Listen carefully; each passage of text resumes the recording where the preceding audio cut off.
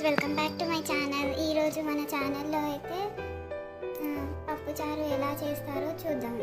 పప్పుచారు చాలా వెరైటీస్తో చేస్తారు. మనం సింపుల్గా ఎలా చేయాలో చూద్దాం.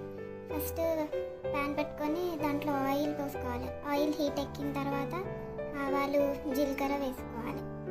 అవి కూడా ఇట్లా చిప్పట్ సౌండ్ వచ్చే వరకు వేయించుకోవాలన్నమాట.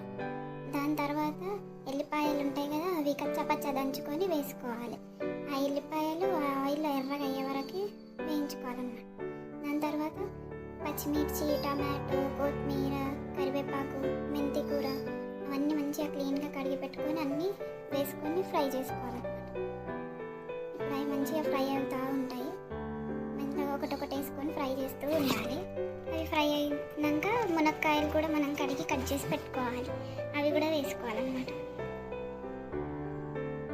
మెంతి కూర వేస్తే చాలా ఫ్లేవర్ మంచిగా ఉంటుంది. పప్పుచారు కూడా టేస్ట్ బాగుంటుంది. ఇప్పుడు మునక్కాయలు కూడా కడిగి పెట్టుకొని అవి కూడా వేసుకొని అవి బాగా మగ్గాలి. మునక్కాయలు మగ్గిన తర్వాత టమాటో వేసుకోవాలి. మనం మునక్కాయలు ఉడకడం కోసం అనేసి కొంచెం సాల్ట్ వేసుకుంటే అవి తొందరగా ఉడికిపోతాయి. దాని తర్వాత కరివేపాకు, టమాటోస్ వేసుకొని టమాటోస్ కూడా మంచిగా మెత్తగా అయ్యే వరకు ఉడికించుకోవాలి.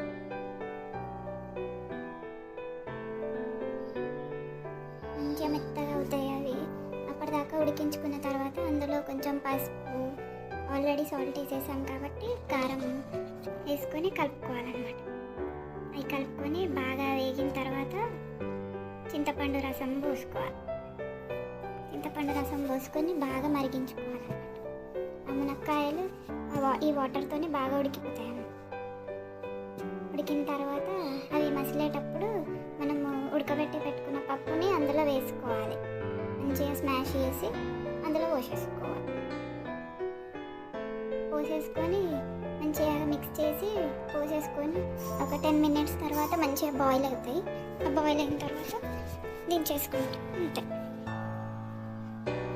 అంతే, ఎంతో టేస్టీ అయిన పప్పుచారు ready. Thanks for watching. Please like, share and subscribe my channel. Thank you. Bye bye.